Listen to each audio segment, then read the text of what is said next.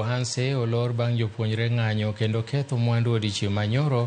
Ng'anyo mobiro kaluwore gi tho ma japuonjre ma jaklas 12 e skundno chieng' Jumapil ma tarik 26 mar dwe mar abich higani.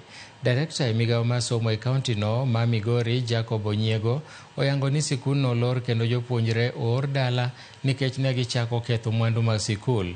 Onyiego nowacho ni jopuonjre ma tho mare okelo ng'anyoni ne oriko nitiere kod jowetene ka giyudo tiegruok mar wer e kinde manolwar piny kendo ka noring kode e osiptal maduong' ma Migori to nowito ngimane.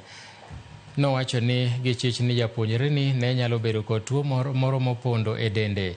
Mae biro e kinde ma jonyuol japuonjreno manowito ngimane Debra Ngachwa to pod nitiere kod penjo mathoth moloyo duoko. Kufika saa 10 nimepata mtoto wangu amekufa. Na ripoti ambayo nilipewa ni kwamba mtoto wangu ni mgonjwa. Nienda amekuwa admitted Migori. Mimi kufika Migori napata mtoto ako mochari. Na vile aliingia mochari nikauliza sikupata full information vile yule mtoto aliingia katika hiyo mochari. Sasa ilikuwaje? Wakaniambia kwamba mtoto alianguka. Alipoanguka mlichukua hatua gani?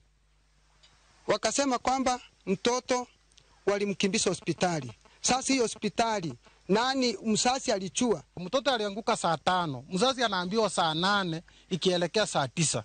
Na kufika kitambo utoke hapa ufike Migori, hiyo ni saa 10 tayari. Mtoto ameshaingizwa mochari na mtoto alianguka saa 5. Yaani hiyo neno inatuuma sana. So sasa tunasema kwamba kwa serikali inafaa izingatie kabisa, ifuatilie uongozi wa hiyo shule kwamba iko na